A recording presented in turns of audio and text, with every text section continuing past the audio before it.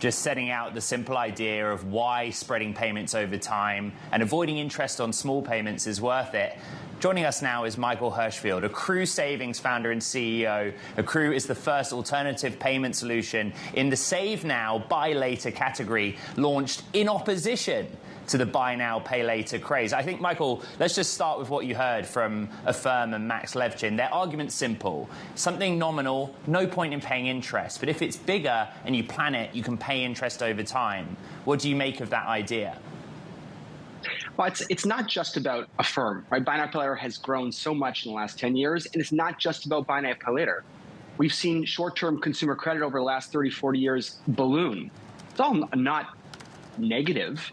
There's good things about it. Exposure to credit can be positive, but the reality is we have $1 trillion of credit card debt in the United States. It is growing. You're seeing real delinquency, a rise in delinquency in the last quarter in the United States. That says something to the American, to retailers. They should be aware that there's some pain that's going on related to consumer behavior.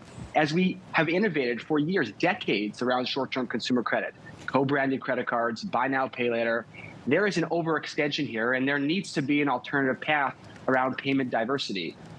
Okay, and so say you're pitting yourself against, a pretty wise and savvy user of a Buy Now, Pay Later who is using it for the ways in which Max foresees, that they're just staggering their payments, they're keeping an eye on it, they're not getting themselves run up in debt.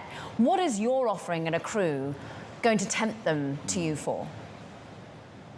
I mean, a majority of Americans right now are actively saving for something they want in their life.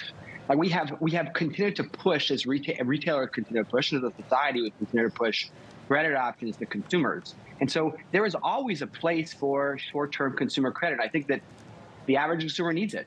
But that doesn't mean there shouldn't be an alternative way. When you see a majority, right, we see this right now around a rising amount of household savings in the United States.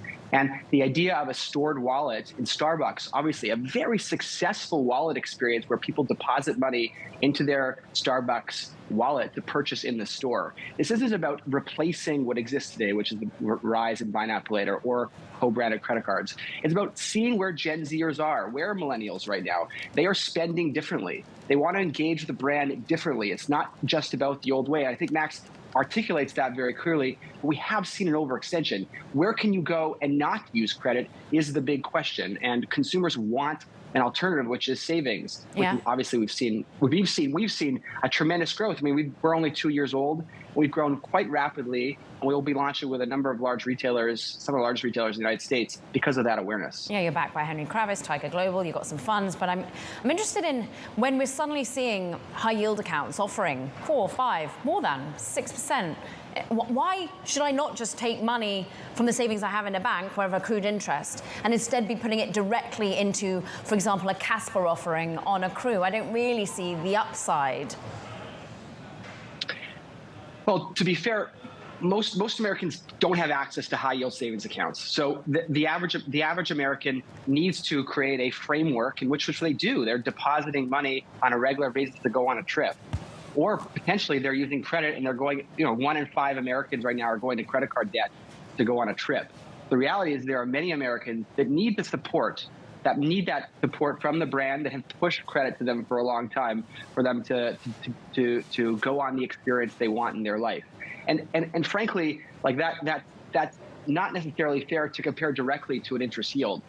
Our reward is compounded on every deposit. So it's actually 5x, 6x, 10x. Of what a particular yield would be from a high end, because obviously you deposit $5 one month, $10 another month, and that's not a compound. You're not compounding. The compound changes over time as it relates to it. That's it. Every dollar you come, you get 5% or 10% or 50%, depending on that. We're going to have to wrap it up there. But thanks for breaking down the business model, Michael Hershfield there, Accrue Savings founder and CEO.